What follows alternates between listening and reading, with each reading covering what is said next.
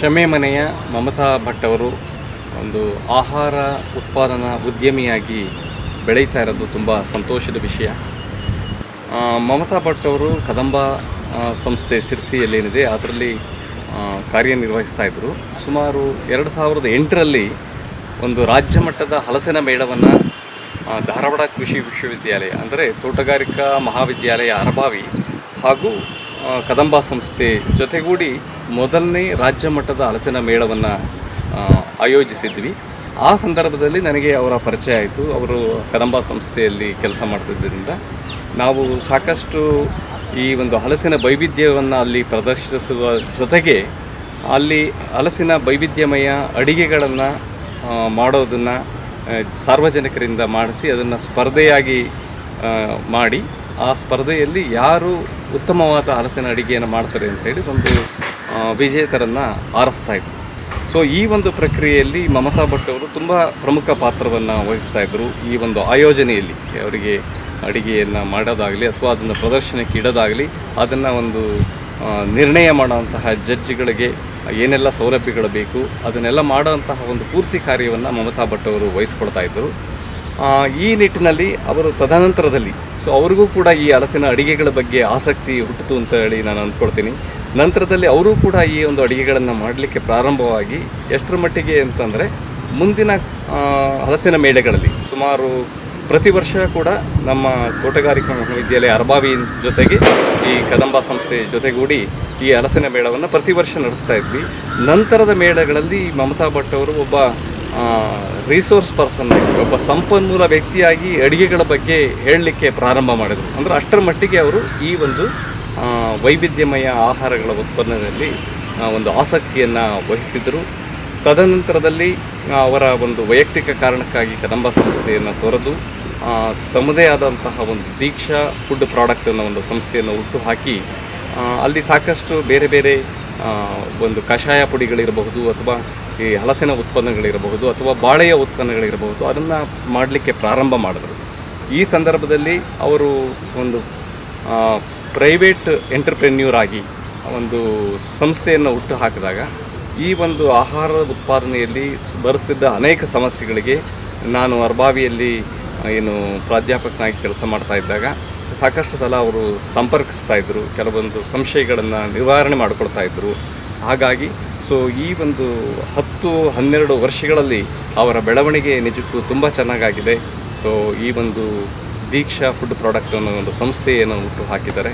ಅದರಲ್ಲಿ ಸಾಕಷ್ಟು ಪದಾರ್ಥಗಳನ್ನು ಆರೋಗ್ಯಕರ ಪದಾರ್ಥಗಳನ್ನು ಮಮತಾ ಭಟ್ ಅವರು ಏನು ಸಮಾಜಕ್ಕೆ ನೀಡ್ತಾ ಇದ್ದಾರೆ ಅದು ಒಂದು ಶ್ಲಾಘನೀಯ. ಈ ಒಂದು ಕಾರ್ಯ ಇನ್ನೂ ಮುಂದುವರಿಯಲಿ, ಆ ಒಂದು ಸಂಸ್ಥೆ ಆಹಾರ ಸಂಸ್ಥೆ ಇನ್ನೂ ಎತ್ತರಕ್ಕೆ ಬೆಳೆಯಲಿ ಅಂತೇಳಿ ಅವರಿಗೆ ನಾನು ಹಾರೈಸ್ತಾ ಈ ಒಂದು ಸಂದರ್ಭದಲ್ಲಿ ಈ ಕಾರ್ಯ ಏನಿದೆ ಈ ಆಹಾರಗಳ ಉತ್ಪನ್ನ ಮಾಡ್ತಾ ಇರೋಂತಹ ಮಮತಾ ಭಟ್ ಅವರ ಕಾರ್ಯ ಉಳಿದವರಿಗೂ ಕೂಡ ಮಾದರಿಯಾಗಲಿ ಅಂತ ಹೇಳಕ್ಕೆ ಬಯಸ್ತೇನೆ. ಇವರೇ ಶಾಮೆ ಮನೆ ಶ್ರೀಮತಿ ಮಮತಾ ವಿನಾಯಕ್ ಭಟ್.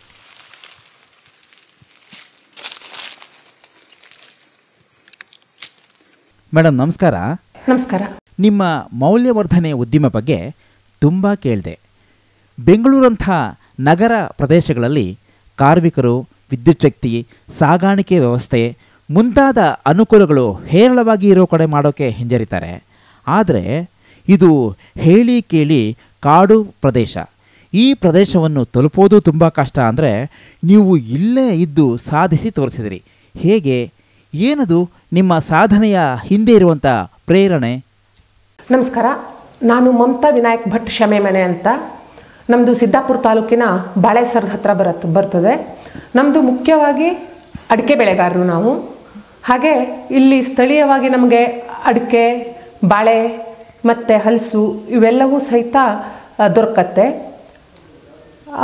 ಈ ಉದ್ಯಮಕ್ಕೆ ನಮ್ಮದು ಏನು ದೀಕ್ಷಾ ಫುಡ್ ಪ್ರಾಡಕ್ಟ್ಸ್ ಅಂತ ಏನೊಂದು ಗೃಹ ಉದ್ದಿಮೆ ಇದೆ, ಅದನ್ನು ಮಾಡಲಿಕ್ಕೆ ಒಂಥರ ಉತ್ತೇಜನ ನೀಡಿದ್ದು ಕದಂಬ ಮಾರ್ಕೆಟಿಂಗ್ ಸೌಹಾರ್ದ ಸಹಕಾರಿ.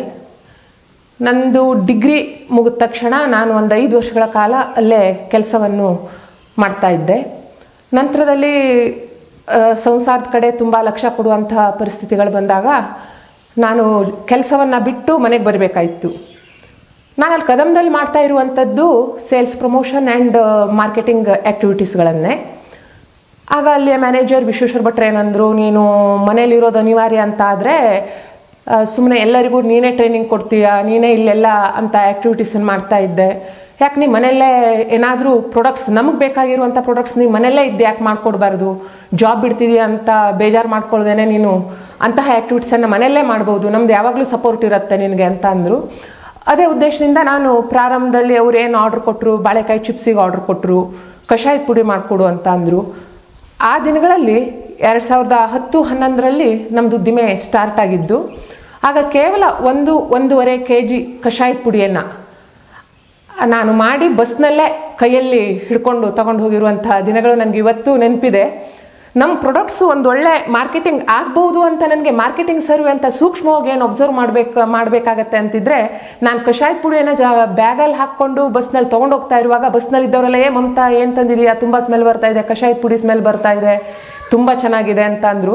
ಆಗಲೇ ನನಗೆ ಎನ್ಕರೇಜ್ ಆಗಿದ್ದು, ಹೌದು ನನಗೂ ಕ್ವಾಲಿಟಿ ಪ್ರಾಡಕ್ಟ್ಸನ್ನು ಮಾಡಲಿಕ್ಕೆ ಬರುತ್ತೆ, ನಾನು ಒಳ್ಳೆ ರೀತಿಯಲ್ಲಿ ಮಾರ್ಕೆಟಿಂಗ್ ಫೀಲ್ಡಿಗೆ ಇಳಿಬಹುದು, ಪ್ರೊಡಕ್ಷನನ್ನು ಮಾಡ್ಬೋದು ಅಂತ ಅಂದ್ಕೊಂಡು. ಹಾಗೆಯೇ ತದನಂತರದಲ್ಲಿ ಒಳ್ಳೆ ಪ್ರಮೋಷನ್ನೇ ಆಯಿತು ನಮ್ಮ ಪ್ರಾಡಕ್ಟ್ಸ್ ಎಲ್ಲ. ಮೊದಲು ದೀಕ್ಷಾ ಹೋಮ್ ಪ್ರಾಡಕ್ಟ್ಸ್ ಅಂತ ಇತ್ತು, ಅದು ಶಿರ್ಸಿ ತಾಲೂಕಿನಲ್ಲೇ ನಮ್ಮದು ಘಟಕ ಇತ್ತು. ಈಗ ನಮ್ಮದು ಒಂದು ಜಿಲ್ಲೆ ಒಂದು ಉತ್ಪನ್ನ ಒಂದು ಯೋಜನೆ ಅಡಿಯಲ್ಲಿ ನಾವು ಈಗ ಶಮೆ ಮನೆಯಲ್ಲೇ ದೀಕ್ಷಾ ಫುಡ್ ಪ್ರಾಡಕ್ಟ್ಸ್ ಅಂದರೆ ಗ್ರಾಹಕರಿಗೆ ಯಾವಾಗ್ಲೂ ಮತ್ತೆ ಇದು ಬೇರೆ ಪ್ರಾಡಕ್ಟಾ ಅನ್ನುವಂಥ ಗೊಂದಲ ಆಗಬಾರ್ದು ಅನ್ನೋ ಉದ್ದೇಶದಿಂದ ದೀಕ್ಷಾ ಹೋಮ್ ಪ್ರಾಡಕ್ಟ್ಸ್ ಇರುವಂಥದ್ದನ್ನು ದೀಕ್ಷಾ ಫುಡ್ ಪ್ರಾಡಕ್ಟ್ಸ್ ಅಂತ ಮಾಡಿ ನಾವು ಪ್ರಾರಂಭ ಮಾಡಿದ್ದೇವೆ. ಗ್ರೀನ್ ಟೀ, ಹರ್ಬಲ್ ಟೀ ಎಲ್ಲ ಏನು ಟ್ರೆಂಡ್ಸ್ ಬಂದಿದೆಯೋ ಅದರ ಅನುಕೂಲಕರವಾಗೇನೆ ಇದಿರುವಂಥದ್ದು. ಎಲ್ಲ 14 ಬಗೆಯ ಆಯುರ್ವೇದಿಕ್ ಕಂಟೆಂಟ್ಸನ್ನು ಹಾಕಿ ಮಾಡಿರುವಂಥ ಕಷಾಯದ ಪುಡಿ. ಸಾಬುದಾನಿ ಸಂಡಿಗೆಲ್ಲೂ ನಾವು ಮಾರ್ಕೆಟಲ್ಲಿ ನೋಡ್ಬೋದು ಬೇರೆ ಬೇರೆ ಅಟ್ರಾಕ್ಟಿವ್ ಕಲರಲ್ಲಿ ಸಿಕ್ಕುವಂಥದ್ದು. ಆದರೆ ನನ್ನ ಮಕ್ಕಳು, ನಮ್ಮ ಮನೆಯವರು ಏನು ಕೆಮಿಕಲ್ ಫ್ರೀ ಫುಡ್ಸನ್ನು ತಿಂತಾರೋ ಅದೇ ರೀತಿಯಲ್ಲಿ ನಮ್ಮ ಕನ್ಸ್ಯೂಮರ್ಸನ್ನು ತಿನ್ನಬೇಕು ಹೇಳೋ ಉದ್ದೇಶದಿಂದ ಅದನ್ನು ಸಹಿತ ವೈಟ್ ಆಗೇನೆ ಮಾರ್ಕೆಟಿಂಗಲ್ಲಿ ಸೂಜ್ ಮೆಣಸಿನ ಬಾಳೆಕಾಯಿ ಚಿಪ್ಸನ್ನು ಬಿಟ್ಟಿರುವಂಥದ್ದು. ಅಂದರೆ ನಾನು ಮತ್ತೆ ಯಾರದ್ದು ಬೇರೆ ನೋಡಿಲ್ಲ, ಯಾವುದು ಆರ್ಟಿಫಿಷಿಯಲ್ ಕಲರ್ಸ್ ಹಾಕೋದಿಲ್ಲ, ಅಟ್ರಾಕ್ಟಿವ್ ಆಗಿ ಮಾಡಬೇಕು ಅನ್ನುವಂಥ ಉದ್ದೇಶ ಇಲ್ವೇ ಇಲ್ಲ. ದೀಕ್ಷಾ ಫುಡ್ ಪ್ರಾಡಕ್ಟ್ಸ್ ಇಂದು ಕಷಾಯದ ಪುಡಿ, ಇದು ಬಾಳೆಕಾಯಿ ಹಪ್ಪಳ, ಇದು ಶಾಬಕ್ಕಿ ಸಂಡಿಗೆ, ಸಾಬುದಾನ ಸಂಡಿಗೆ ಏನು ಹೇಳ್ತಾರೆ ಅದು, ಬಾಳೆಕಾಯಿ ಚಿಪ್ಸು, ಇದು ಕೆಂಪು ಮೆಣಸಿಂದು, ಇದು ಸೂಜ್ ಮೆಣಸಿಂದು. ಒಂದು 5-6 ಐಟಮನ್ನು ನಾವು ಸ್ಟಾರ್ಟ್ ಮಾಡಲಿಕ್ಕೂ ಒಂದು ಉದ್ದೇಶ ಇದೆ. ಯಾಕೆಂದರೆ ನಾನು ಕೇವಲ ಒಂದು ಕಷಾಯದ ಪುಡಿ ಕೊಡ್ತೇನೆ ಅಂದರೆ ಗ್ರಾಹಕರು ಯಾರು ಒಂದೇ ಐಟಮಿಗೆ ಆರ್ಡರ್ ಕೊಡೋದಿಲ್ಲ. ಒಂದು 4 ಪ್ರಾಡಕ್ಟ್ಸ್ ಒಬ್ಬರ ಹತ್ರನೇ ಸಿಕ್ಕತ್ತೆ ಅಂದರೆ ಅವರಿಗೆ ಮಾರ್ಕೆಟಿಂಗ್ ಮಾಡುವಂಥವ್ರಿಗೂ ಆಗಿರ್ಬೋದು, ಗ್ರಾಹಕರಿಗೂ ಇರ್ಬೋದು, ಒಂದೇ ಕಡೆ ತೊಗೊಳ್ಳುವಂಥದ್ದು ಅನಿವಾರ್ಯ ಮತ್ತು ಅನುಕೂಲ ಆಗುತ್ತೆ ಅನ್ನೋ ದೃಷ್ಟಿಯಿಂದ ನಾನು ಒಂದು 5-6 ಪ್ರಾಡಕ್ಟನ್ನು ಆಯ್ಕೆ ಮಾಡಿಕೊಂಡೆ. ಅದರ ಒಂದು 2-3 ಕ್ಲಿಕ್ ಆಯಿತು. ಅದನ್ನು ನಾವು ಈಗ 10-12 ವರ್ಷದಿಂದನೂ ಮುಂದುವರಿಸ್ಕೊಂಡು ಬರ್ತಾ ಇದ್ದೇವೆ. ಇದಕ್ಕೆಲ್ಲವನ್ನು ನಾವು ಮಹಿಳೆಯರು ಏನೂ ಇಲ್ದಿದ್ದಾಗ ಸ್ಟಾರ್ಟ್ ಮಾಡುವಂಥದ್ದು ತುಂಬ ಕಷ್ಟ. ಇದೆಲ್ಲವನ್ನು ಮಾಡುವಾಗ ಮನೆಯವ್ರ ಸಪೋರ್ಟ್ ಬೇಕೇ ಬೇಕಾಗತ್ತೆ. ಹಾಗೆಯೇ ನಮ್ಮದು ಪೇಟೆಗಳಿಗೆ 30 ಕಿಲೋಮೀಟರ್ ದೂರ ಅಂತ ಆವಾಗಲೇ ಅಂದೆ. ನಾನು ಡ್ರೈವಿಂಗ್ ಮಾಡಿಕೊಂಡು ಹೋಗಿ ಎಲ್ಲ ಕಡೆ ಸಪ್ಲೈ ಕೊಡೋಕ್ಕಾಗೋದಿಲ್ಲ, ಎಲ್ಲ ಕಡೆಯಿಂದ ಬಾಳೆಕೊನೆ ತರೋಕ್ಕಾಗೋದಿಲ್ಲ, ರಾ ಮಟೀರಿಯಲ್ಸ್ ತರೋಕ್ಕಾಗೋದಿಲ್ಲ ನನಗೆ ಸ್ವಂತ.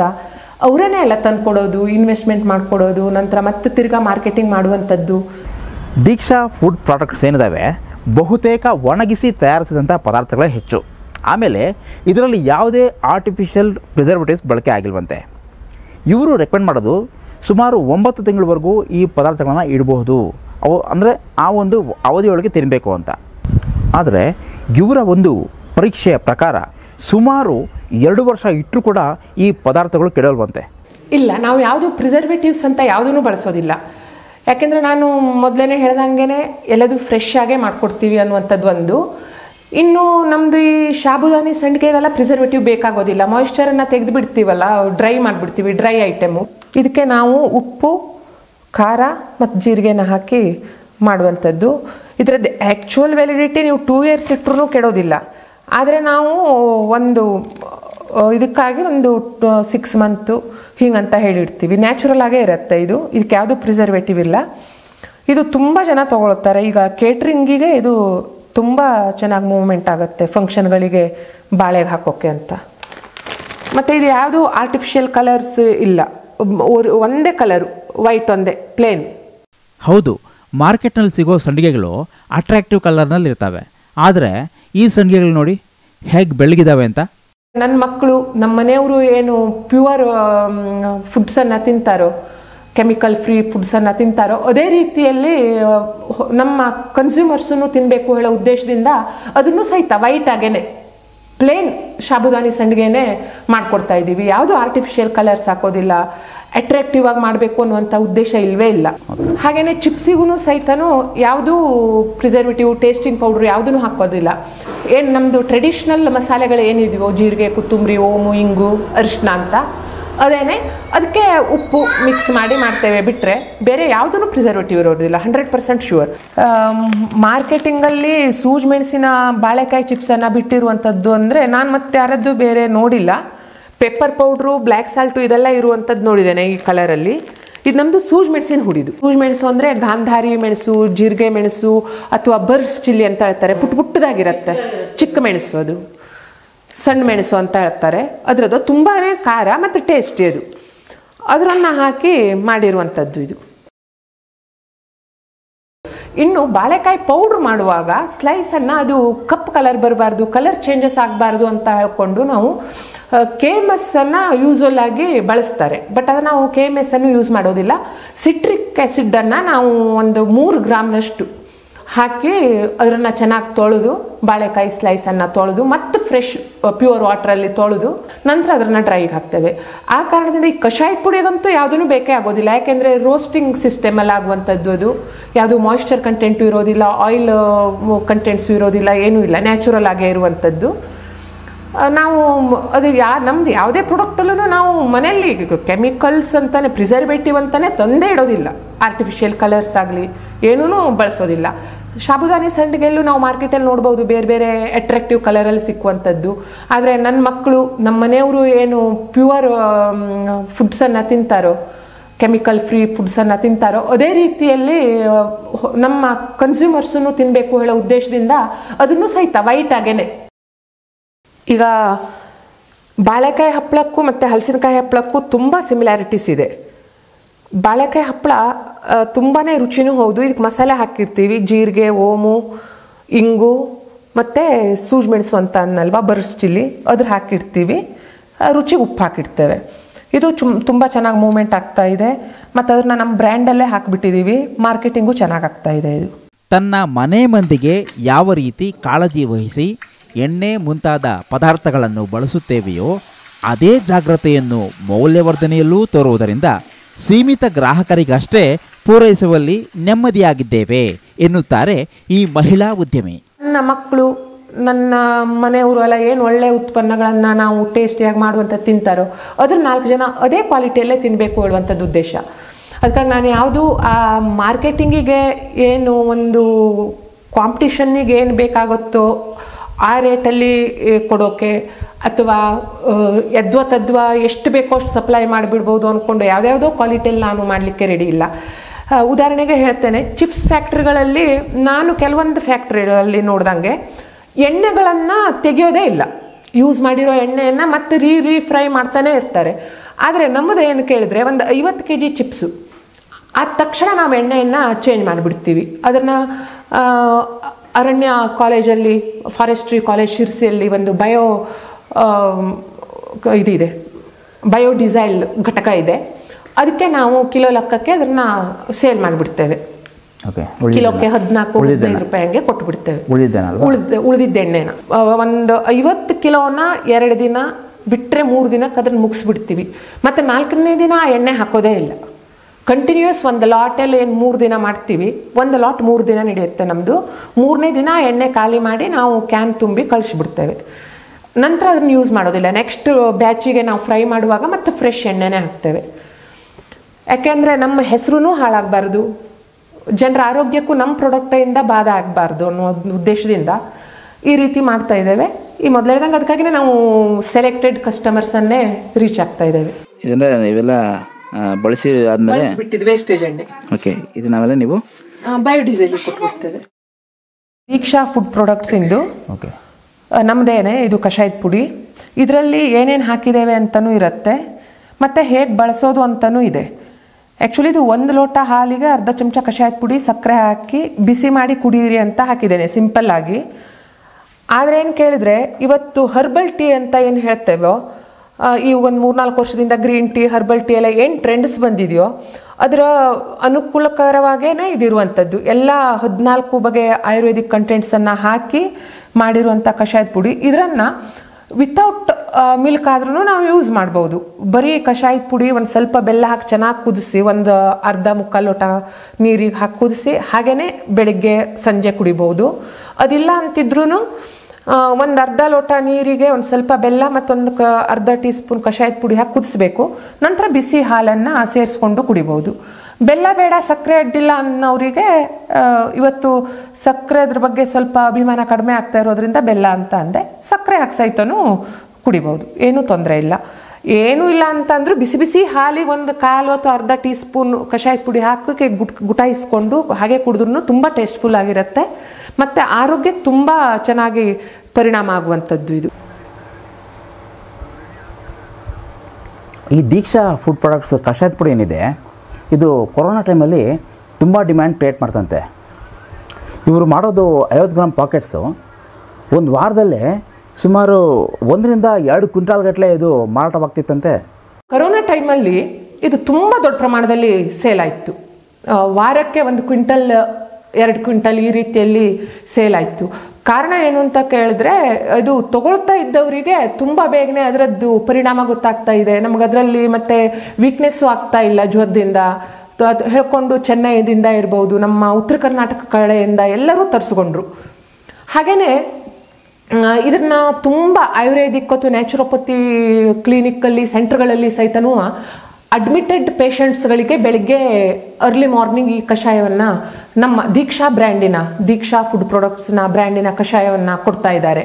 ಹಾಗಂತ ಕೊಡ್ತಾ ಇರುವಂಥದ್ದು ನನಗೆ ಗೊತ್ತಿರಲಿಲ್ಲ. ಡಾಕ್ಟರ್ಸೇ ಫೋನ್ ಮಾಡಿ ಇದನ್ನು ಸಪ್ಲೈ ಕೊಡಬೇಕಿತ್ತು, ಅರ್ಜೆಂಟು, ಎಲ್ಲೂ ಸಿಗ್ತಾ ಇಲ್ಲ ಅಂತ ಕರೋನಾ ಟೈಮಲ್ಲಿ ಹೇಳಿದಾಗ ನಮಗೆ ಗೊತ್ತಾಯಿತು ಇವರು ಕೊಡ್ತಾ ಇದ್ದಾರೆ ಅಂತ. ಇವಾಗ ಚೆನ್ನೈ ಮತ್ತು ಪೂನಾದಿಂದೆಲ್ಲ ಫೋನ್ ಮಾಡಿ ಕೊರಿಯರ್ ಮೂಲಕ ತರಿಸ್ಕೊಳ್ತಾ ಇದ್ರು. ನಾವು ಮೊದಲು ಇಂಥ ಕ್ಲಿನಿಕಲ್ಲಿ ಅಡ್ಮಿಟ್ ಆದಾಗ, ನಮಗೆ ಹಾಸ್ಪಿಟ್ಲಲ್ಲಿ ಅಡ್ಮಿಟ್ ಆದಾಗ ಕೊಡ್ತಿದ್ರು, ಈಗ ಅದೆಲ್ಲಿ ಸಿಕ್ಕತ್ತೆ ಅಂತ ಕೇಳಿ ತಗೊಳ್ತಾರೆ. ಅಂದರೆ ಉದಾಹರಣೆಗೆ ನಾವು TSS ಅಲ್ಲಿ ಕೊಡ್ತೀವಿ ಅಂದರೆ ಅಲ್ಲಿ ಸಿಕ್ಕತ್ತೆ ಅಂತಿದ್ರೆ ಅಲ್ಲಿ ತಗೊಳ್ತಾರೆ, ಕದಂಬದಲ್ಲಿ ತಗೊಳ್ತಾರೆ. ಹೀಗೆ ನಮ್ಮ ಆಯುರ್ವೇದದಲ್ಲಿ ಔಷಧೀಯ ಪ್ರಾಮುಖ್ಯತೆ ಇರುವಂತಹ ದೈನಂದಿನ ಬಳಕೆಯಲ್ಲಿರುವ ಸಾಂಬಾರ ಪದಾರ್ಥಗಳನ್ನು ಬಳಸಿಕೊಂಡು ಸಿದ್ಧಪಡಿಸಿರುವ ಕಷಾಯದ ಪುಡಿ ಅದಕ್ಕೆ ಅದು ಅವರಿಗೆ ಅಷ್ಟೊಂದು ಯಶಸ್ಸು ತಂದು ಕೊಡ್ತು. ಒಂದು ಕಷಾಯದ ಪುಡಿಯಲ್ಲಿ ಪ್ರಮಾಣಕ್ಕನುಸಾರವಾಗಿ ಒಂದು 14 ಬಗೆಯ ಐಟಮನ್ನು ಹಾಕ್ತೇವೆ. ಅದೆಲ್ಲವೂ ಸಹಿತ ಆಯುರ್ವೇದಿಕ್ ಕಂಟೆಂಟ್ಸ್ ಇರುವಂಥದ್ದು, ಮೆಡಿಸಿನಲ್ ವ್ಯಾಲ್ಯೂ ಇರುವಂಥದ್ದು. ಉದಾಹರಣೆಗಾಗಿ ಕೊತ್ತಂಬರಿ, ಇದು ಬಾಡಿ ಟೆಂಪ್ರೇಚರನ್ನು ಕಂಟ್ರೋಲ್ ಮಾಡುತ್ತೆ, ಆ್ಯಂಟಿ ವೈರಲ್ ಆಗಿ ಕೆಲಸ ಮಾಡುತ್ತೆ. ಅದೇ ರೀತಿ ಜೀರಿಗೆ ಹಾಕ್ತೇವೆ, ಜೀರಿಗೆ ನರ್ವ್ ಟಾನಿಕ್ ಆಗಿ ಕೆಲಸ ಮಾಡ್ತದೆ, ಡೈಜೆಷನ್ನಿಗೆ ತುಂಬ ಅನುಕೂಲ. ಹಾಗೆಯೇ ಲವಂಗ, ಕಾಳುಮೆಣಸು, ಹಿಪ್ಪಲಿ, ಅಶ್ವಗಂಧಿ, ನೆಗ್ಗಿನ ಮುಳ್ಳು, ಹಾಗೆಯೇ ಜ್ಯೇಷ್ಠ ಮಧು, ಸುಗಂಧಿ, ಹಾಲ್ಬಳ್ಳಿ ಬೇರು ಅಂತ ಅದನ್ನೆಲ್ಲವೂ ಹಾಕ್ತೇವೆ. ನಮ್ದು ಆ್ಯಕ್ಚುಲಿ ಕದಂಬ ಮತ್ತು TSS ಅಲ್ಲಿ ಅದೆಲ್ಲವೂ ಸಿಕ್ಕತ್ತೆ ನಮಗೆ. ನಾವು ಅಲ್ಲಿಂದ ಪರ್ಚೇಸ್ ಮಾಡಿಬಿಟ್ಟು ತಂದು ಮಾಡ್ತೇವೆ. ಎಲ್ಲವೂ ಒಂದಲ್ಲ ಒಂದು ಐಟಮ್, ಒಂದು ಡೈಜೆಷನ್ನಿಗೆ, ಒಂದು ಕಫ್ ಆ್ಯಂಡ್ ಕೋಲ್ಡಿಗೆ, ಮತ್ತೊಂದು ನರ್ವ್ ಟಾನಿಕ್ ಆಗಿ, ಒಂದು ಆ್ಯಂಟಿ ವೈರಲ್ ಆಗಿ, ಎಲ್ಲವೂ ಅದು ಒಂದೊಂದು ಇದಕ್ಕೆ. ನೆಗ್ಗಿನ ಮುಳ್ಳು ಇರಬಹುದು, ಕಿಡ್ನಿ ಫಂಕ್ಷನ್ಸನ್ನು ತುಂಬ ಚೆನ್ನಾಗಿಡುತ್ತೆ. ಇದೆಲ್ಲವೂ ನಮ್ಮ ಸಾಂಪ್ರದಾಯಿಕವಾಗಿ ಬಂದಿರುವಂಥದ್ದು. ಇದೇನು ನಾನು ಆವಿಷ್ಕಾರ ಮಾಡಿರುವಂಥದ್ದಲ್ಲ, ಅಥವಾ ನಮ್ಮ ಮಲೆನಾಡಲ್ಲಿ ಕೆಲವರು ಆವಿಷ್ಕಾರ ಮಾಡಿರುವಂಥದ್ದಲ್ಲ. ಪಾರಂಪರಿಕವಾಗಿ ಬಂದಿರುವಂಥ ಐಟಮ್ಗಳು. ರುಚಿಗೆ ತಕ್ಕಂತೆ ಮತ್ತು ಅವರವರ ದೇಹದ ಪ್ರಕೃತಿಗೆ ಅನುಸಾರವಾಗಿ ಕೆಲವೊಂದಿಷ್ಟು ಜನ ಅದನ್ನು ಪ್ರಮಾಣಾನುಸಾರವಾಗಿ ಬಳಸ್ತಾರೆ. ಆದರೆ ಕಾಮನ್ ಆಗಿ ಟೀ ಕಾಫಿ ರೀತಿಯಲ್ಲಿ ಬಳಸುವ ಹಾಗೆ ನಾವು ಇದನ್ನು ಮಾಡಿದ್ದೇವೆ. ಒಂದು ಸಿನಿಮಾ ಚೆನ್ನಾಗಿದ್ದರೆ ಯಾವ ರೀತಿ ಸೋಷಿಯಲ್ ಮೀಡಿಯಾದಲ್ಲಿ ಅಭಿಮಾನಿಗಳು ಅದನ್ನು ಪ್ರಚಾರ ಮಾಡ್ತಾರೋ, ಅದರ ವ್ಯೂಸ್ ಜಾಸ್ತಿ ಆಗುತ್ತೋ, ಅದೇ ರೀತಿ ದೀಕ್ಷಾ ಫುಡ್ ಪ್ರಾಡಕ್ಟ್ಸ್ನ ಬಳಸಿದವರು ಮತ್ತೊಬ್ಬರಿಗೆ ಹೇಳಿ ಬರೀ ಬಾಯಿಂದ ಬಾಯಿಗೆ ಅನ್ನೋ ರೀತಿ ಪ್ರಚಾರ ಆಗಿ ಅವರು ಜನಪ್ರಿಯತೆ ಪಡೆದರು. ನಾವು ಯಾವುದು ಚಾನೆಲ್ಗೆ ಅಥವಾ ಯಾವುದು ಇದಕ್ಕೆ ಆ್ಯಡನ್ನು ಕೊಟ್ಟು ಅಥವಾ ಏನೂ ಮಾಡಲಿಲ್ಲ. ಇವತ್ತು ಗೃಹ ಉದ್ಯಮ ಆಗಿರೋದಕ್ಕೆ ನಮ್ಮ ಪಾಡಿಗೆ ನಾವು ಯಾರ್ಯಾರು ಕೇಳ್ತಾರೋ ಅವ್ರಿಗೆ ಕೊಡುವಂಥದ್ದು. ನಾವು ಮಾರ್ಕೆಟಿಗೆ ಅಂತ ಅಂಗಡಿ ಬಾಗಿಲಿಗೆ ಹೋಗ್ತಾ ಇಲ್ಲ, ನಮಗದು ಆಗೋದು ಇಲ್ಲ ಕೃಷಿ ಜೊತೆಗೆ ಅದನ್ನು ಮಾಡೋದಕ್ಕೆ. ಆ ಕಾರಣ ಇದು ಬಾಯಿಂದ ಬಾಯಿಗೆ ಗುಡ್ ವಿಲ್ ಕ್ರಿಯೇಟ್ ಆಗ್ತಾ ಇದೆ. ಬಾಯಿಂದ ಬಾಯಿಗೆ ಹೋಗುವಂಥದ್ದು ಅಡ್ವರ್ಟೈಸ್ ತುಂಬ ಒಳ್ಳೆಯದು ಅಂತ ಹೇಗೆ ಹೇಳ್ತಾರೋ ಅದೇ ಮೂಲಕನೇ ನಮ್ದು ಇದು 12 ವರ್ಷದಿಂದ ಅದೇ ರೀತಿಯಲ್ಲೇ ನಡೀತಾ ಇದೆ. ಹಾಗೆಯೇ 1.5 kg ಅಂತ ಹೇಳಿದ್ದೆ, ಅದು ಇವತ್ತು ಒಂದು ತಿಂಗಳಿಗೆ 1.5 ಕ್ವಿಂಟಲ್ ಆಗಿದೆ. ಅಂದರೆ ಮಾರ್ಕೆಟಿಂಗ್ ಎಫರ್ಟ್ ಹಾಕಿ ಮಾರ್ಕೆಟಿಂಗ್ ಪುಷಪ್ ಮಾಡಿದರೆ ಇನ್ನೂ ಚೆನ್ನಾಗಿ ಆಗ್ತಿತ್ತೇನೋ. ನಮ್ಮದು 18 ಮಧ್ಯೆ ನಮ್ಮ ಬಿಸ್ನೆಸ್ ನಡೆಯೋದಕ್ಕಾಗಿ ನಾವು ಹೊರಗಡೆ ಓಡಾಡೋಕ್ಕಾಗೋದಿಲ್ಲ. ಹಾಗಂತ ಇಲ್ಲಿ ಇವತ್ತು 1 ಕ್ವಿಂಟಲ್ ಬೇಕು ಅಂದ್ರೂ ನಾವು ರೆಡಿ ಮಾಡಿಕೊಟ್ಟು ಬಿಡ್ತೀವಿ. ಆದರೆ ಹೊರಗಡೆ ಓಡಾಡಿ ರೀಚ್ ಆಗೋಕ್ಕಾಗೋದಿಲ್ಲ ಕಸ್ಟಮರ್ಸನ್ನು. ನಮಗೆ ಹಳ್ಳಿಗಾಡಾಗಿದೆ, ನೀವೇ ಬರುವಾಗ ನೋಡಿದ್ರಿ ನಮ್ಮ ರೋಡು, ನಮ್ಮ ಊರಿನ ಪರಿಸ್ಥಿತಿನ. ಅದೇ ಸಿದ್ದಾಪುರದಿಂದನೂ 30 ಕಿಲೋಮೀಟರ್ಸು, ಶಿರ್ಸಿಯಿಂದನೂ 30 ಕಿಲೋಮೀಟರ್ಸ್ ಆಗೋದಕ್ಕೆ ಮಧ್ಯದಲ್ಲಿ ನಾವು ಕಾಡಿನ ಮಧ್ಯದಲ್ಲಿ ಇದ್ದೇವೆ. ಟ್ರಾನ್ಸ್ಪೋರ್ಟೇಷನ್ನು ಕಷ್ಟ. ನೀವು ಹೇಳ್ದಂಗೆ 24 ಅವರ್ಸ್ ಇಲೆಕ್ಟ್ರಿಸಿಟಿ ಪ್ರಾಬ್ಲಮ್ಮು ಕಷ್ಟ. ಈಗ 1 kg ಬೇಕು 2 kg ಬೇಕು ಅಂತವರಿಗೆ ನಾವು ತಕ್ಷಣ ಕಳಿಸ್ಬಿಡ್ತೀವಿ. 150 ಕಿಲೋ ಬೇಕು ಇಂಥವ್ರಿಗೆಲ್ಲ ನಾವೊಂದು 5 days ಟೈಮ್ ತಗೊಳ್ತೀವಿ. ಯಾಕೆಂದರೆ ಕರೆಂಟು, ಲೇಬರ್ ಪ್ರಾಬ್ಲಮ್ಮು, ಪ್ಯಾಕಿಂಗು ಅದೆಲ್ಲದೂ ಇರುತ್ತಲ್ಲ. ಮತ್ತೆ ಫ್ರೆಶ್ ಆಗೇ ಮಾಡಿಕೊಡ್ತೇವೆ, ಯಾವುದು ಸ್ಟಾಕ್ ಇಟ್ಕೊಳ್ಳೋದಿಲ್ಲ. ಅದು ಕ್ವಾಲಿಟಿ ಬರಬೇಕಂದ್ರೆ ಫ್ರೆಶ್ ಆಗಿ ಕಸ್ಟಮರ್ಸು, ಕನ್ಸ್ಯೂಮರ್ಸ್ ಯೂಸ್ ಮಾಡಬೇಕು ಅದನ್ನು. ಆ ಕಾರಣದಿಂದ ನಾವು ಫ್ರೆಶ್ ಆಗೇನೆ ಮಾಡಿಕೊಡ್ತೀವಿ. ಮಮತಾ ಅವರು ವೈವಾಹಿಕ ಜೀವನಕ್ಕೆ ಪ್ರವೇಶ ಪಡೆದಾಗಿನಿಂದ ಮನೆ, ಮಕ್ಕಳು, ಬಿಸಿನೆಸ್ ಹೀಗೆ ಪ್ರತಿ ಹಂತದಲ್ಲೂ ಆಕೆಗೆ ಸಾಥ್ ನೀಡುತ್ತಾ ಬಂದವರು ಆಕೆಯ ಪತಿ ಶಮೆಮನೆ ಶ್ರೀ ವಿನಾಯಕ್ ಭಟ್ ಅವರು. ಆಕೆಯ ಉನ್ನತ ಮಟ್ಟದ ವ್ಯಾಸಂಗ ಮತ್ತು ಉದ್ದಿಮೆಯನ್ನು ಕಟ್ಟಿ ಬೆಳೆಸುವ ವಿಷಯದಲ್ಲಿ ನೆರಳು ನೀಡುವ ಮರದಂತೆ ಸದಾ ಆಕೆಯನ್ನು ಕಾಯುತ್ತಾರೆ.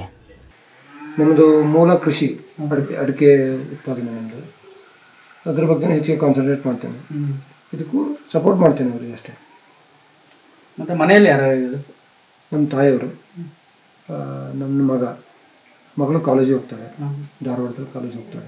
ಬರೀ ಗೃಹ ಉದ್ದಿಮೆ ನಡೆಸೋಕೆ ಅಂತಲೇ ಅಲ್ಲ, ಆ್ಯಕ್ಚುಲಿ ನಾನು ಡಿಗ್ರಿ ಓದುವಾಗಲೇ ನನ್ನ ಮದುವೆ ಆಗಿದ್ದು. ಆವಾಗಿಂದನೂ ನನ್ನ ಎಜುಕೇಷನ್ ಸಹಿತನೂ ಕಂಟಿನ್ಯೂ ಮಾಡಲಿಕ್ಕೂ ಸಹಿತ ಅವರೇನೆ ಸಪೋರ್ಟ್ ಮಾಡಿರೋದು. ಡಿಗ್ರಿ MA ಎಲ್ಲ ಕಂಪ್ಲೀಷನ್ ಮಾಡೋಕ್ಕೂ ಸಹಿತನೂ ಅವರೇನೆ ಸಪೋರ್ಟ್ ಮಾಡಿರೋದು. ತದನಂತರದಲ್ಲಿ ನಾ ಕದಂಬದಲ್ಲಿ ಕೆಲಸ ಮಾಡ್ತಾನೆ ಅಂದಾಗ್ಲೂ ಸಹಿತ ಅವರೇನೆ ಸಪೋರ್ಟ್ ಮಾಡಿ ನನಗೆಲ್ಲ ಅವಕಾಶಗಳನ್ನು ಕೊಡಿಸಿ ಎಲ್ಲವನ್ನೂ ಮಾಡಿದ್ರು. ನಂತರ ಮಗಳದ್ದು ಎಜುಕೇಷನ್ ವಿಷಯಕ್ಕೆ ಬಂದಾಗ ನಾ ಮನೆಗೆ ಬರಬೇಕಾಯಿತು. ಆಗ ಮನೆಯಲ್ಲಿ ಇರೋಕ್ಕೆ ಜಾಬ್ ಮಾಡ್ತಾ ಇದ್ದು ದಿಢೀರ್ನೆ ಬಿಟ್ಟ ತಕ್ಷಣ ಬೇಜಾರಾಗತ್ತೆ. ಫುಲ್ ಡೇ ಸುಮ್ಮನೆ ಮನೆ ಕಡೆ ಇರುವಂಥದ್ದು. ಆಗ ಮನೆಯವರು ವಿಶ್ವೇಶ್ವರ ಭಟ್ರು, ನೀನೇನಾದರೂ ಗೃಹ ಉದ್ದಿಮೆ ಮಾಡು, ಮನೆಯಲ್ಲಿ ನಮಗೆ ಬೇಕಾಗಿರುವಂಥ ಪ್ರಾಡಕ್ಟ್ಸನ್ನು ನೀನೇ ಕೊಡು, ಎಲ್ಲ ಕಡೆ ಟ್ರೈನಿಂಗ್ ಕೊಡ್ತೀಯಾ, ಅದೇ ನೀನೇ ಕ್ವಾಲಿಟಿ ಪ್ರಾಡಕ್ಟ್ಸನ್ನು ಕೊಡು ಅಂದಾಗ ಮನೆಯವರು ತುಂಬಾ ಸಪೋರ್ಟ್ ಮಾಡಿದ್ರು. ಒಡ್ಡಿಲ್ಲ ಅಂತ. ಅಯ್ಯೋ, ನಾನೇ ಸಪೋರ್ಟ್ ಆ ಲೆಕ್ಕದಲ್ಲಿ ನಾವು ಮಾಡ್ತಾ ಇಲ್ಲ. ಅವರು ಏನು ನಿರೀಕ್ಷೆ ಇದೆಯಾ ಅಷ್ಟು ಸಪೋರ್ಟ್ ನನ್ನ ಹತ್ರ ಮಾಡ್ಲಿಕ್ಕೆ ಆಗ್ತಾ ಇಲ್ಲ. ಈಗ ಗೃಹ ಉದ್ದಿಮೆ ಮಾಡಬೇಕು ಅಂದಾಗ ತುಂಬ ಲೈಸೆನ್ಸ್ಗಳು ಬೇಕಾಗತ್ತೆ, ಕಾಗಪತ್ರಗಳದ್ದು ವ್ಯವಸ್ಥೆ ಬೇಕಾಗತ್ತೆ. ಇದೆಲ್ಲವನ್ನು ಮಾಡಲಿಕ್ಕೂ ಸಹಿತನೂ ಅವರು ತುಂಬ, ಆಗ 12 ವರ್ಷದ ಹಿಂದೆ ನಮ್ಮ ಹತ್ರ ಯಾವುದೂ ವೆಹಿಕಲ್ ಇರಲಿಲ್ಲ, ಬಸ್ಸಿಗೆ ಹೋಗಿ ಬಂದು ಮಾಡಬೇಕು, ತುಂಬ ದೂರ. ಆ ಟೈಮಲ್ಲೆಲ್ಲ ಜೊತೆಯಲ್ಲಿ ನಿಂತು ಏನೇನು ಕಾಗಪತ್ರಗಳು ಬೇಕು ಅದೆಲ್ಲದಕ್ಕೂ ಓಡಾಡಿ ಒಂದು ಘಟಕ ಅಂತ ಸ್ಥಾಪನೆ ಮಾಡಲಿಕ್ಕೆ ಇವತ್ತಿಗೂ ಸಹಿತ ಹೌದು ಏನೇನು ಅದಕ್ಕೆ ಈಗ ಪ್ರಿಪ್ರೇಷನ್ ಬೇಕಾಗತ್ತೋ ಅದೆಲ್ಲವೂ ಸಪೋರ್ಟಿವ್ ಆಗಿ ಮಾಡ್ತಾರೆ. ಯಾವುದೂ ಈಗ ಎಲ್ಲಾದರೂ ಟ್ರೈನಿಂಗಿಗೆ ಹೋಗಬೇಕಾಗತ್ತೆ, ಆಗ ಸಹಿತ ನಾನು ಕಳಿಸ್ಕೊಡುವಂಥದ್ದು ಇದೆಲ್ಲ ತುಂಬ ಹೆಮ್ಮೆಯಿಂದ ತನ್ನ ಹೆಂಡತಿ ಮಾಡ್ತಾ ಇದ್ದಾಳೆ ಅಂತ ಒಂದು ಹೆಮ್ಮೆಯಿಂದನೇ ಮಾಡ್ತಾರೆ, ಬಿಟ್ಟರೆ ಯಾವುದು ಬೇಜಾರದಿಂದ ಅಲ್ಲ. ಅದು ಅಷ್ಟೂ ಅಲ್ಲದೆ ಒಂದು ಪ್ರಾರಂಭಿಕ ಬಂಡವಾಳಗಳು ಬೇಕಾಗತ್ತೆ, ಮಷಿನ್ಸ್ ಹಾಕಲಿಕ್ಕೆ ಲೋನ್ ಮಾಡುವಾಗ ಮಾರ್ಜಿನ್ ಅಮೌಂಟ್ಸ್ ಬೇಕಾಗತ್ತೆ. ಇದಕ್ಕೆಲ್ಲವನ್ನು ನಾವು ಮಹಿಳೆಯರು ಏನೂ ಇಲ್ದಿದ್ದಾಗ ಸ್ಟಾರ್ಟ್ ಮಾಡುವಂಥದ್ದು ತುಂಬ ಕಷ್ಟ. ಇದೆಲ್ಲವನ್ನು ಮಾಡುವಾಗ ಮನೆಯವ್ರ ಸಪೋರ್ಟ್ ಬೇಕೇ ಬೇಕಾಗತ್ತೆ. ಹಾಗೆಯೇ ನಮ್ಮದು ಪೇಟೆಗಳಿಗೆ 30 ಕಿಲೋಮೀಟರ್ ದೂರ ಅಂತ ಆವಾಗಲೇ ಅಂದೆ. ನಾನು ಡ್ರೈವಿಂಗ್ ಮಾಡಿಕೊಂಡು ಹೋಗಿ ಎಲ್ಲ ಕಡೆ ಸಪ್ಲೈ ಕೊಡೋಕ್ಕಾಗೋದಿಲ್ಲ, ಎಲ್ಲ ಕಡೆಯಿಂದ ಬಾಳೆಕೊನೆ ತರೋಕ್ಕಾಗೋದಿಲ್ಲ, ರಾ ಮಟೀರಿಯಲ್ಸ್ ತರೋಕ್ಕಾಗೋದಿಲ್ಲ ನನಗೆ ಸ್ವಂತ.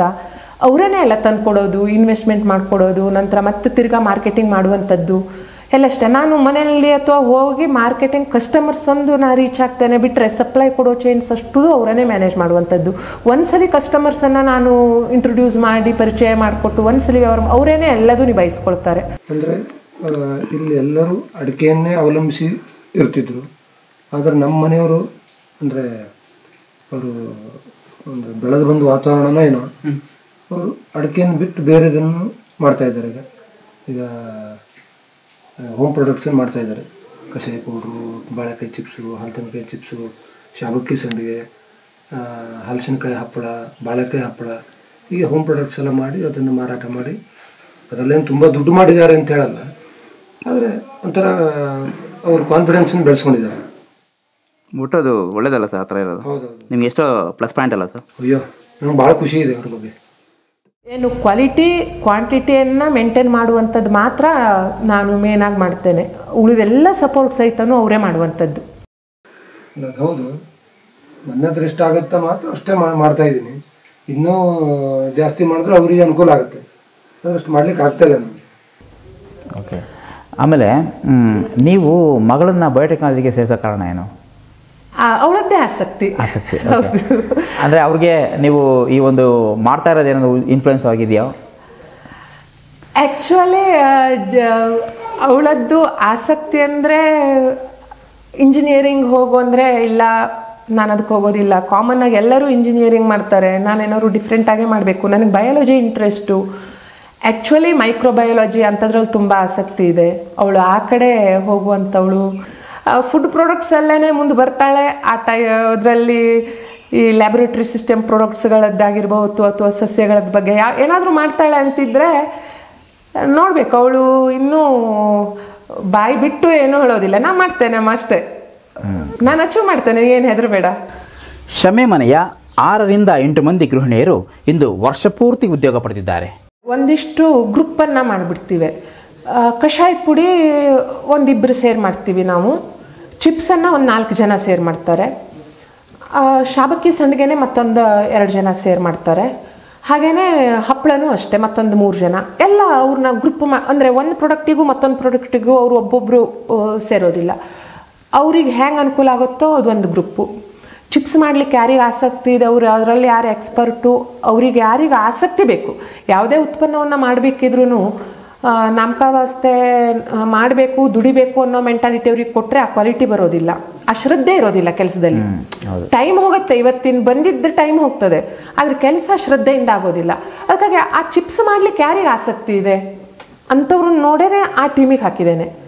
ಶಾಬಕ್ಕಿ ಸಂಡಿಗೆಯನ್ನು ಈಗ ಚಿಪ್ಸ್ ಮಾಡೋ ಯೂನಿಟಿಗೆ ಶಾಬಕ್ಕಿ ಸಂಡಿಗೆ ಮಾಡುವಂತಹ ಮಹಿಳೆಯರಿಗೆ ಹೋಗ್ಲಿಕ್ಕೆ ದೂರ ಆಗುತ್ತೆ ಅಥವಾ ಅವರಿಗೆ ಅನಾನುಕೂಲ ಆಗುತ್ತೆ, ಆ ಟೈಮ್ ಸೆಟ್ ಮಾಡಿಕೊಡೋದು.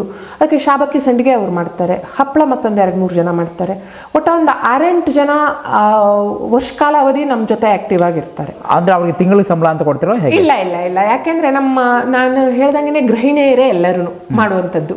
ಅವರಿಗೆ ಮನೆ ಕೆಲಸ ಬೇರೆ ತೊಂದರೆಗಳನ್ನೆಲ್ಲ ನಿಭಾಯಿಸಿಬಿಟ್ಟು ಟೈಮ್ ಟು ಟೈಮ್, ಈಗ ನಮ್ಮದು ಕಂಪ್ನಿ ಅಥವಾ ಜಾಬ್ ನಂಗೆ 10 to 5 ಅಂತ ಮಾಡೋಕ್ಕಾಗೋದಿಲ್ಲ. ಅವತ್ತಿನವರ ಮನೆ ಕೆಲಸ, ಆರೋಗ್ಯ ಇದೆಲ್ಲವನ್ನು ನೋಡ್ಕೊಂಡು ಮಾಡಬೇಕಾಗತ್ತೆ. ನಾವು ಸ್ವಲ್ಪ ಈ ಪ್ರೈವೇಟ್ ಕಂಪ್ನಿ ಸೆಕ್ಟರ್ ಹಾಗೆ ನಾವು ಫಾಲೋ ಅಪ್ ಮಾಡಿಬಿಟ್ಟಿದ್ದೀವಿ. 1 ಕಿಲೋ ಶಾಬಕ್ಕಿ, 1 ಕ್ವಿಂಟಲ್ ಶಾಬಕ್ಕಿ ಸಂಡಿಗೆ ಮಾಡಿಕೊಡೋದು, ಇಂತಿಷ್ಟು ಪೇ ಮಾಡೋದು ಅಂತ ಹೇಳಿ ಅಷ್ಟೇ. ಅವ್ರು ಯಾವ ಟೈಮಿಗೆ ಬೇಕಾದ್ರೂ ಬರಲಿ, 9 ಗಂಟೆಗೆ ಬಂದು ಮಾಡೋಗ್ಲಿ, ಬೆಳಗ್ಗೆ 5 ಗಂಟೆಗೆ ಬಂದು ಮಾಡೋಗ್ಲಿ, ಅದು ನಾವು ಅವ್ರಿಗೆ ಯಾವುದೂ ಕಡಿವಾಣ ಹಾಕೋದಿಲ್ಲ. ನಮಗೂ ಇಂಥ ಒಂದು ಈಗ ಇಂತಿಷ್ಟನೇ ತಾರೀಕಿಂದ್ರೊಳಗಡೆ ನಮ್ಗೆ ಇಂತಿಷ್ಟು ಸಂಡಿಗೆ ಬೇಕು, ಮಾಡಿಕೊಡಿ. ಹದ ಇರ್ತೇನೆ, ನಾನೇ ಇರ್ತೇನೆ, ನೋಡ್ತೇನೆ, ಕಾಸೋದು ಇದೆಲ್ಲನೂ ನೋಡ್ತೇನೆ, ಸರಿಯಾಗಿದೆಯಾ, ಉಪ್ಪು ಖಾರ ಎಲ್ಲವೂ ಸರಿಯಾಗಿದೆಯಾ. ಒಣಗಿಸುವಾಗೂ ಅಷ್ಟೇ, ಒಣಗಿದ್ದು ಡ್ರಮ್ ತುಂಬುವಾಗ, ಬ್ಯಾರಲಿಗೆ ತುಂಬುವಾಗ ನೋಡ್ತೇನೆ ಚೆನ್ನಾಗಿ ಒಣಗಿದೆಯಾ, ಮತ್ತೇನಾದರೂ ಕಸಗಳಿದೆಯಾ, ಏನಾದರೂ ಮತ್ತೆ ಪ್ರಾಬ್ಲಮ್ ಆಗ್ತಾ ಇದೆಯಾ ಅಂತೆಲ್ಲ ನೋಡಿ ಮ್ಯಾನೇಜ್ ಮಾಡಿ ತುಂಬಿಸುವಂಥದ್ದು. ಅವ್ರ ಜೊತೆನೇ ಇರ್ತೇನೆ, ಆದರೆ ಒಂದು ಟೀಮಿಗೆ ವಹಿಸ್ಕೊಟ್ಬಿಟ್ಟಿದ್ದೇನೆ. ಅದ್ರಾಗೂ ಸ್ಪೆಷಲಾಗಿ ಕಷಾಯದ ಪುಡಿ ಮಾತ್ರ ಬೇರೆ ಯಾರ ಹತ್ರನೂ ಹುರಿಸೋದಿಲ್ಲ. ಮೊದಲು ಹುರಿತಿದ್ವಿ, ಈಗ ಮಷಿನ್ಸ್ ಬಂದ ಮೇಲೆ ಮಷೀನಿಂದೆಲ್ಲ ಸ್ವಲ್ಪ ರಿಸ್ಕ್ ಆಗೋದಕ್ಕೆ ನಾನೇ ಖುದ್ದಾಗಿ ಹುರಿಯುವಂಥದ್ದು, ರುಬ್ಬುವಂಥದ್ದು, ಸಾಣಿಸುವಂಥದ್ದು, ಅಂದರೆ ಜರಡಿ ಹಿಡಿಯುವಂಥದ್ದು ಎಲ್ಲ. ಮತ್ತು ಮನೆಯವರು ಪ್ಯಾಕಿಂಗ್ ಮಾಡ್ತಾರೆ. ಅವರಿಗೆ ನಾವು ರಿಲೇಟಿವ್ಸ್ ಮನೆಗೆ ಹೋಗೋದು, ಪೇಟೆಗೆ ಹೋಗುವಂಥದ್ದು, ನಿತ್ಯ ಮನೆ ಕೆಲಸ, ಕೃಷಿ ಕೆಲಸ, ಇವೆಲ್ಲವೂ ನಿತ್ಯದ ಜೀವನದ ವಾರ್ತೆಗಳವೆಲ್ಲ. ಅದ್ರ ಜೊತೆಗೇ ಇದನ್ನು ಮಾಡ್ಕೊಳ್ಳುವಾಗ ತುಂಬ ಒಳ್ಳೊಳ್ಳೆ ವ್ಯಕ್ತಿಗಳ ಪರಿಚಯ ಅವರಿಗಾಗತ್ತೆ. ಒಂದೊಳ್ಳೊಳ್ಳೆ ಟ್ರೈನಿಂಗು, ಮೀಟಿಂಗ್ಗಳಿಗೆ ಹೋಗ್ತಾರೆ. ಈಗ ಉದಾಹರಣೆಗೆ ಮೊನ್ನೆ ಹೇಳಿದೆ, ನಾ ಬಾರಡಿಗೆ ಹೋಗಿದ್ವಿ ಅಂತ ಹೇಳಿ, ಅಂಥ ಪ್ಲೇಸ್ಗಳಿಗೆ ಹೋಗ್ತೇನೆ ಕರ್ಕೊಂಡು. ಅವಾಗ ಏನಾಗುತ್ತೆ, ಅವರಿಗೂ ಮೋಟಿವೇಶನ್ ಆಗುತ್ತೆ. ಅಲ್ಲೆಲ್ಲ ಸೇರಿದಾಗ ಹೋಗಿ ಹೀಗಿದೆ ಹೊರಗಡೆ ಉದ್ದಿಮೆ ಜಗತ್ತು ಈ ರೀತಿ ಇದೆ, ಹೌದು ನಾವು ಈ ಯೂನಿಟಿನ ಜೊತೆ ಇರೋದಕ್ಕಾಗಿ ನಾವು ಸ್ವಲ್ಪ ಹೊರಗಡೆ ಹೋಗಿ ಬಂದಿದ್ದಾಗಿದೆ, ತುಂಬ ಖುಷಿ ಆಯಿತು ನಿಮ್ಮ ಜೊತೆ ಸೇರಿಕೊಂಡಿದ್ದು ಅಂತ ಇದೆ. ನಮ್ಮದು ಮಹಿಳೆಯರದ್ದು ಮೊದಲಿಗೆ ಸಣ್ಣ ಸಣ್ಣ ಆಸೆಗಳು, ನಾನೊಂದು ಸ್ವಲ್ಪ ಕೈಯಲ್ಲಿ ಬಿಡಿಗಾಸು ಮಾಡ್ಕೊಳ್ಬೇಕು ಅನ್ನುವಂಥದ್ದು, ಜೊತೆಗೆ ನಾನು ಏನಾದರೂ ಒಂದು ಸಾರಿ ತೊಗೊಳ್ಬೇಕು, ಒಂದು ಸಣ್ಣ ಬಂಗಾರ ಮಾಡಿಸ್ಕೊಳ್ಬೇಕು, ಮನೇಲಿ ಅದು ಇದು ವ್ಯವಸ್ಥೆ ಮಾಡ್ಕೊಳ್ಬೇಕು, ನನ್ನ ಮಕ್ಕಳಿಗೆ ಬರ್ತಡೆಗೆ ಬಟ್ಟೆ ತರಬೇಕು, ಮಕ್ಕಳಿಗೆ ಗಿಫ್ಟ್ ಕೊಡಿಸ್ಬೇಕು, ಅವ್ರಿಗೆ ಚೆನ್ನಾಗಿ ಓದಿಸ್ಬೇಕು, ಇದೆಲ್ಲ ಸಣ್ಣ ಸಣ್ಣ ಆಸೆಗಳು ಈ ಗೃಹ ಉದ್ದಿಮೆಯಲ್ಲಿ ನನ್ನ ಜೊತೆ ಏನು ನನ್ನ ಸಹವರ್ತಿಗಳೇನಿದ್ದಾರೆ ಅವ್ರಿಗೆ ಅದು ಸಿಗ್ತಾ ಇದೆ. ಹೌದೌದು. ನಾನು ನಿಮ್ಮ ಹತ್ರ ಹೇಳಬೇಕು ಅಂದರೆ ನಮ್ಮ ಹವ್ಯಕರಲ್ಲಿ ಎಸ್ಪೆಷಲಿ ಹವ್ಯಕರಲ್ಲಿ ಏನಿದೆ, ನಮ್ಮದು ಅಡಿಕೆ ಬೆಳೆಗಾರರಲ್ಲೂ ಏನಿದೆ ಅಂದರೆ ಹೆಣ್ಮಕ್ಳು ಯಾರು ದುಡುತ್ತಂದು ಮನೆಗೆ ಹಾಕುವಂಥ ಪರಿಸ್ಥಿತಿ ಇಲ್ಲ. ಹೌದು. ನಾವು ಪುಣ್ಯವಂತರು, ನಿಜವಾಗಿ ಹೇಳಬೇಕು ಅಂದರೆ ನಾವು ಪುಣ್ಯವಂತರು. ನಮ್ಗೆ ಯಾವುದೋ ಆರ್ಥಿಕವಾದ ಒಂದು ಬರ್ಡನ್ನ ನಮ್ಮ ಮೇಲೆ ಹಾಕೋದಿಲ್ಲ ಮನೆ ಯಜಮಾನರು. ಎಷ್ಟೇ ಕಷ್ಟ ಆಗಲಿ, ಕೃಷಿಯಲ್ಲಿ ಆಗು ಹೋಗುಗಳು ಬೀಳು ಏನೇ ಇರಲಿ ಅವರೇನೆ ಗಂಡಸರೇನೆ ನಿಭಾಯಿಸ್ಕೊಳ್ತಾರೆ. ಹೆಣ್ಮಕ್ಳ ಮೇಲೆ ಯಾವುದೋ ಒಂದು ರೀತಿಯ ಭಾರವನ್ನು ಹಾಕೋದಿಲ್ಲ, ಆರ್ಥಿಕವಾದ ಒತ್ತಡವನ್ನು. ನಮಗೆ ಬೇಕಾಗಿರುವಂಥದ್ದು ಇದು ಹವ್ಯಾಸಕ್ಕೆ.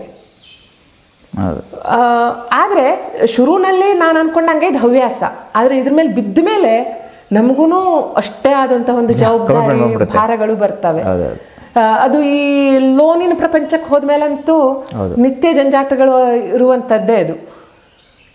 ಆ ಬಿಸಿ ನಾನು ಅವ್ರಿಗೆ ಯಾರಿಗೂ ತಡ್ಸೋದಿಲ್ಲ, ಅದನ್ನ ನಾವೇನೆ ಮ್ಯಾನೇಜ್ ಮಾಡ್ಕೊಂಡು ಹೋಗ್ತಾ ಇದ್ದೇವೆ. ಅವ್ರಿಗೆ ಅದು ಸಮಾಧಾನ ಇದೆ. ಎಷ್ಟೋ ಜನರ ಮನೆಯಲ್ಲಿ ಮೊದಲು ಸಿಲಿಂಡರ್ ಇರಲಿಲ್ಲ, ಸಿಲಿಂಡರ್ ತಂದ್ಕೊಂಡ್ರು, ಮಕ್ಕಳಿಗೇನೋ ಒಂದು ಗಿಫ್ಟ್ ಕೊಡಬೇಕು ಅನಿಸಿತ್ತು, ಕೊಟ್ಟರು. ಎಜುಕೇಷನಿಗೆ ಒಂದು ಸ್ವಲ್ಪ ಹೆಲ್ಪ್ ಆಗಬೇಕಿತ್ತು, ಹೈಯರ್ ಎಜುಕೇಷನ್ನಿಗೆ, ಅದಕ್ಕೆ ಬಳಸ್ಕೊಂಡ್ರು. ಮನೆಗೇನೋ ಒಂದು ಅಲ್ಟ್ರೇಷನ್ನು, ಟೈಲ್ಸ್ ಅದು ಇದು ಹಾಕುವಾಗ ಒಂದು ಸ್ವಲ್ಪ ಅನುಕೂಲ ಆಗಬೇಕಿತ್ತು, ಅದಕ್ಕೆ ಮಾಡಿಕೊಂಡ್ರು. ಒಂದು ಸ್ವಲ್ಪ ಏನಾದರೂ ನಮ್ಮಲ್ಲಿ ಪರ್ಚೇಸಿಗೆ ಅಂತ ಹೋದಾಗ ಯಾರ ಹತ್ರ ಮತ್ತೆ ಇವತ್ತು ಯಾಕೆ ಬೇಡ, ಅದು ಇನ್ನೊಂದ್ಸಲಿ ತೊಗೊಂಡ್ರಾಯ್ತು ಹೇಳುವಂಥ ಹೇಳಿ ನಿರಾಸೆ ಆಗುವಂಥದ್ದಿಲ್ಲ. ಇವತ್ತು ಹೆಣ್ಮಕ್ಳ ಕೈಲಿ ಹಾಗೊಂದು ಸ್ವಲ್ಪ ಪೇಟೆಗೆ ಹೋಗಿ ಏನೇನು ಬೇಕು ಅಂತ ಖರೀದಿ ಮಾಡ್ಕೊಂಡು ಬರುವಷ್ಟು ದುಡ್ಡಿನ ವಹಿವಾಟುಗಳಾಗ್ತವೆ. ಖರೀದಿ ಮಾಡುವಂತ ಸಾಮರ್ಥ್ಯ ಬಂದಿದೆ. ಅದು ನನಗೆ ಖುಷಿ. ಯಾಕೆಂದ್ರೆ ನಮ್ಮ ಹೆಣ್ಮಕ್ಳದು ಸಣ್ಣ ಸಣ್ಣ ಆಸೆಗಳು ಅಲ್ಲೇ ಅಡಗೋಗ್ಬಿಡ್ತವೆ. ನಿರಾಸೆ ಆಗಿ ನಮ್ಮ ಜೀವನನೇ ಇಷ್ಟು ಅನ್ನೋ ಮಟ್ಟಿಗೆ ಮಾತಾಡ್ಲಿಕ್ಕೆ ಸ್ಟಾರ್ಟ್ ಮಾಡ್ಬಿಡ್ತಾರೆ. ಆ ಬೇಜಾರು ಹೋಗಿದೆಯಲ್ಲ, ಅದೇ ನನಗೆ ಸಮಾಧಾನ. ಒಂದು ಹೊಸ ಚಿಗುರು ಬಂದಂಗ ನಾನು ಹೇಳುವಂಥದ್ದೇ ಅಷ್ಟು. ನಾನು ನಿಮ್ಗೆ ಮೊದಲು ಹೇಳ್ದಂಗೆ ಯಾರಿಗೂ ಏನ್ ದೊಡ್ಡ ಸಂಸಾರದ ಭಾರನೇ ಹೊತ್ಕೊಳ್ಳುವಂತ ಪರಿಸ್ಥಿತಿ ಇಲ್ಲ. ಆದ್ರೆ ಅವರವರ ಒಂದು ಪರ್ಚೇಸಿಂಗ್ ಎಬಿಲಿಟಿ, ಹೌದು, ಸಣ್ಣ ಆಸೆಗಳು. ಜೀವನ ಮಟ್ಟ ಜಾಸ್ತಿ ಆಗಿದೆ, ಹೊರಗಡೆ ಪ್ರಪಂಚ ಗೊತ್ತಾಗ್ತಾ ಇದೆ. ನಾವು ಇಂತಲ್ಲಿ ಹೋಗ್ಬೋದು, ಇಂಥ ಸಂಸ್ಥೆಗೆ ಹೋದ್ರೆ ಇಂತಿಂಥ ಸವಲತ್ತುಗಳು ಸಿಗ್ತವೆ, ಇಂಥ ಡಿಪಾರ್ಟ್ಮೆಂಟ್ ಇಂದ ಇಂಥ ಸಂಸ್ಥೆಗಳು ಸಿಗ್ತವೆ. ಈಗ ನನ್ನ ಜೊತೆ ಮಾಡೋರಿಗೆ ನಾನು ಯಾವಾಗ್ಲೂ ಹೇಳ್ತೇನೆ, ಇದಿಷ್ಟೇ ಪ್ರಾಡಕ್ಟ್ಸ್ ಅಲ್ಲ, ನೀವು ಇದೇ ಘಟಕವನ್ನ ಬಳಸ್ಕೊಳ್ಳಿ. ಇದ್ರನ್ನೇ ನನಗೇನು ನೀವು ಕೊಡಬೇಕಾದಿಲ್ಲ. ಒಂದು ಮಹಿಳೆ ಮುಂದೆ ಬರಬೇಕು, ನೀವೇ ಏನಾದರೂ ಸ್ವಂತ ಉತ್ಪನ್ನವನ್ನು ಸಹಿತನೂ ಇದೇ ಘಟಕದಲ್ಲಿ ನೀವು ಮಾಡ್ಕೊಳ್ಬೋದು. ನೀವೇ ಕರೆಂಟ್ ಬಿಲ್ ಒಂದು ಪೇ ಮಾಡ್ಕೊಳ್ಳಿ, ಮತ್ತು ಬಾಡಿಗೆನೂ ಕೊಡಬೇಕಾಗಿಲ್ಲ. ಕರೆಂಟ್ ಬಿಲ್ ಒಂದು ಪೇ ಮಾಡ್ಕೊಳ್ಳಿ, ಏನೇ ಪ್ರಾಡಕ್ಟ್ಸ್ ಬಂದ್ರೂ ಮಾಡ್ಕೊಳ್ಳಿ. ನೀವೇ ಸ್ವಂತ ಮಾರ್ಕೆಟಿಂಗ್ ಮಾಡಿ, ನನ್ನ ಜೊತೆನೇ ಇರಬೇಕು ಅಂತ ಇಲ್ಲ. ಹೆಣ್ಮಕ್ಳು ಒಂದು ಹೆಜ್ಜೆ ಮುಂದಿಟ್ಟು ಅವ್ರ ಜೀವನ ಶೈಲಿಯನ್ನು ಸುಧಾರಿಸ್ಕೊಳ್ಬೇಕು. ಮನೆ ಮಠ ಬಿಟ್ಟು ಮಾಡಿ ಅಂತ ಅಲ್ಲ, ಗಂಡ ಮಕ್ಕಳು ಎಲ್ಲರನ್ನು ಬಿಟ್ಟು ಇದನ್ನೆಲ್ಲ ಮಾಡಿ ಸ್ವಾವಲಂಬಿಗಳಾಗಿ ಅನ್ನುವಂಥದ್ದಲ್ಲ. ಏನಾದ್ರೂ ಒಂದು ಸಾಧನೆ ಹೆಜ್ಜೆಗೆ ಹೋಗಿ ಅಂತ ಅಷ್ಟೇ. ಈಗ ಅವರಿಗೂ ಫುಲ್ ಲಿಬರ್ಟಿ ಕೊಟ್ಟಿದ್ದೇನೆ, ನೀವು ಏನು ಬೇಕಾದರೂ ಮಾಡ್ಬೋದು. ನಾನು ಅಕ್ಕಪಕ್ಕದೂರು ನಮ್ಮ ಹೆಣ್ಮಕ್ಳಿಗೂ ಅದನ್ನೇ ಹೇಳ್ತೇನೆ, ನಿಮ್ಗೆ ಏನೇನು ವ್ಯವಸ್ಥೆ, ನಮ್ಮೂರಲ್ಲಿ ಎಲ್ಲ ಕಡೆ ಒಂದು ಘಟಕಕ್ಕೆ ಬೇಕು ಅಂದ್ರೆ 3 ಫೇಸ್ ಕರೆಂಟ್ ಇರೋದಿಲ್ಲ. 3 ಫೇಸ್ ಕರೆಂಟ್ ಇದೆ. ಮಳೆ ಬಂತು ಅಂದರೆ ಏನೂ ಪ್ರಾಬ್ಲಮ್ ಇಲ್ಲ. ನೀವು ಒಣಗಿಸೋದ್ರೂ ಹೈಜೆನಿಕ್ ಆಗಿರುವಂತಹ ಪಾಲಿ ಹೌಸ್ ಇದೆ. ಬೇಕಾಗಿರುವಂಥ ರೋಸ್ಟಿಂಗು, ಸೀವಿಂಗು ಎಲ್ಲ ಮಷಿನ್ಗಳಿವೆ, ಬಳಸ್ಕೊಳ್ಳಿ. ನೀವು ಏನಾದರೂ ದುಡಿಮೆ ಮಾಡಿ, ಉದ್ದಿಮೆ ಮಾಡಿ ನಿಮಗೆ ಟೈಮ್ ಇದ್ದಾಗ ಅಂತ ಹೇಳಿದ್ದೇನೆ. ಅವರಿಗೂ ಎಲ್ಲ ಆಸಕ್ತಿ ಇದೆ. ಸ್ವಲ್ಪ ಟೈಮ್ ಬೇಕು, ಎಲ್ಲ ಸ್ಟಾರ್ಟಿಂಗ್ ಟ್ರಬಲ್ ಇರುತ್ತೆ ಸ್ವಲ್ಪ, ನಂತರ ಎಲ್ಲ ಸರಿ ಆಗುತ್ತೆ. ಅಲ್ಲ, ಅದನ್ನು ಅವ್ರಿಗೆ ಹೇಳಿದ್ದೇನೆ, ನೀವು ಪ್ರೊಡಕ್ಟ್ಸ್ ಮಾಡಿ ಮಾರ್ಕೆಟಿಂಗ್ ನಾ ಮಾಡ್ಕೊಡ್ತೇನೆ. ನೀವು ಮತ್ತೆ ಡೈರೆಕ್ಟ್ ನನ್ನ ಥ್ರೂನೇ ಹೋಗ್ಬೇಕು, ಮಮತಾ ಯಾವ ರೇಟಲ್ಲಿ ಮಾರ್ತಾಳೇನೋ ಆ ತಲೆ ಬಿಸಿ ಬೇಡ. ನಿಮಗೆಲ್ಲ ಕಾಂಟ್ಯಾಕ್ಟ್ಸ್ ಮಾಡ್ಕೊಡ್ತೇನೆ, ನೀವೇ ಹೋಗಿ ಕೊಟ್ಟು ಬಂದ್ರು ನೋಡಿಲ್ಲ, ನೀವು ಮಾತಾಡ್ಕೊಂಡು ಹೋಗಿ ಬನ್ನಿ, ನಮ್ದು ಪ್ರೊಡಕ್ಟ್ಸ್ ಹೋಗೋಂಗ್ ನಿಮ್ದು ಹೋಗುತ್ತೆ, ಏನು ಪ್ರಾಬ್ಲಮ್ ಇಲ್ಲ. ಇಷ್ಟು ಉದ್ದೇಶ ಏನು ಕೇಳಿದ್ರೆ, ನಮ್ದೆಲ್ಲ ನಾವು ಚಿಕ್ಕ ಹಿಡುವಳಿದಾರರು, ತುಂಬಾ ಫುಲ್ ಡೇ ಕೆಲಸ ಇರೋದಿಲ್ಲ. ಟೈಮ್ ಇದ್ದಾಗ ಮತ್ತೆ ನಮ್ದು ಸೀಸನ್ ವೈಸ್ ಕೆಲಸ, ಅಡಿಕೆ ಬೆಳೆಗಾರರದ್ದು, ಆ ಟೈಮಲ್ಲಿ ನೀವು ಯೂಸ್ ಮಾಡ್ಕೊಳ್ಳಿ. ನನಗೂ ಒಂದು ಖುಷಿ, ನನ್ನ ಸಪೋರ್ಟಿಂದ ಯಾರು ಮಹಿಳೆಯರು ಒಂದು ಚೆನ್ನಾಗಿ ಹೈಲೈಟ್ ಆದ್ರು ಅಂದರೆ ನನಗದಾಗೋ ಹೆಮ್ಮೆನೇ ಬೇರೆ. ಅದು ನನ್ನ ಒಂದೇ ಕೈಯಿಂದ ಇದೆಲ್ಲ ಸಾಧ್ಯ ಇಲ್ಲ. ಅವ್ರು ನನಗೆ ಆ ಟೈಮಿಗೆ ಆ ಕ್ವಾಲಿಟಿಯನ್ನು ನನ್ನ ಜೊತೆ ಸೇರ್ ಮಾಡಿಕೊಡೋದಕ್ಕಾಗಿ ನಾನು ಇವತ್ತು ಮಾರ್ಕೆಟಿಂಗಲ್ಲಿ ಗುಡ್ ಸಪ್ಲೈ ಇದೆ, ಗುಡ್ ಕ್ವಾಲಿಟಿ ಇದೆ, ಗುಡ್ ರೆಸ್ಪಾನ್ಸ್ ಇದೆ. ಈಗ ಟೈಮಿಗೆ ನಾನು ಶುಕ್ರವಾರ ಕೊಡ್ತೇನೆ ಅಂದರೆ ನಾನು ಶುಕ್ರವಾರ ಕೊಡಬೇಕು. ಆ ಟೈಮಿಗೆ ನನ್ನ ಹೆಣ್ಮಕ್ಳು ಮಾಡ್ಕೊಡ್ತಾ ಇದ್ದಾರೆ. ನನಗೆ ನಮ್ಮ ಗೃಹಿಣಿಯರು ಏನು ಆ ಟೈಮಿಗೆ ಮಾಡ್ಕೊಡ್ತಾ ಇದ್ದಾರೆ, ಒಳ್ಳೆ ಕ್ವಾಲಿಟಿಯಲ್ಲಿ ಮಾಡ್ಕೊಡ್ತಾ ಇದ್ದಾರೆ. ಅವರು ನನಗೆ ಅಷ್ಟು ಸಪೋರ್ಟಿವ್ ಆಗಿರೋದಕ್ಕೆ ನಾನು ಈ ಹಂತಕ್ಕೆ ಬಂದಿದ್ದೇನೆ. ಹೌದು. ನನ್ನೊಬ್ಬನಿಂದ ಇದೆಲ್ಲ ಸಾಧ್ಯ ಇಲ್ಲ. ನನಗೆ ಮನೆಯವರು, ಊರವರು ಇವರೆಲ್ಲರೂ ಸಪೋರ್ಟ್ ಮಾಡಿರೋದಕ್ಕೇನೆ ಇದೆಲ್ಲ ಆಗಿರುವಂಥದ್ದು. ಮತ್ತು ಒಂದು ಅಂದರೆ ನನಗೂ ಅಷ್ಟೇ ಬಾಲ್ಯದಿಂದ ಇಂಥದ್ದೇ ಆಸಕ್ತಿಗಳು. ನನಗೆ ತಂದೆ, ತಾಯಿ ಮತ್ತು ಅಣ್ಣ ಇದಕ್ಕೆ ತುಂಬ ಬೇಸ್ ಹಾಕ್ಕೊಟ್ಟಿದ್ದಾರೆ.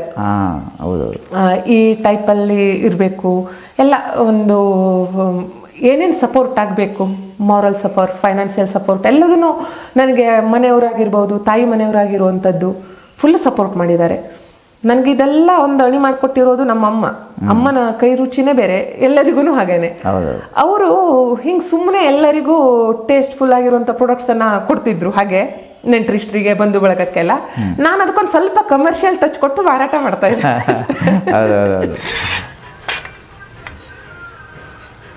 ಇಂದು ನಾವೇನಾದರೂ ಒಂದು ಚಿಕ್ಕ ದಿನಸಿ ಅಂಗಡಿ ಇಲ್ಲ ಬೇಕರಿಗೆ ಏನಾದರೂ ಭೇಟಿ ಕೊಟ್ಟರೆ ₹2, ₹5, ₹10 ಹೀಗೆ ತರಾವರಿ ಆಫರ್ ಇರೋ ಚಿಪ್ಸ್ ಪ್ಯಾಕೆಟ್ಸನ್ನ ನೋಡ್ತೀವಿ. ಇನ್ನು ನಾವು ಅದನ್ನು ಏನಾದರೂ ಕೊಂಡು ತಿಂದರೆ ಮೊದಲು ಭೇಟಿ ಕೊಡಬೇಕಾದ ಪವಿತ್ರ ಸ್ಥಳ ಅಂದರೆ ಫಾರ್ಮಸಿನೋ ಇಲ್ಲ ಹಾಸ್ಪಿಟಲೋ ಆಗಿರುತ್ತೆ.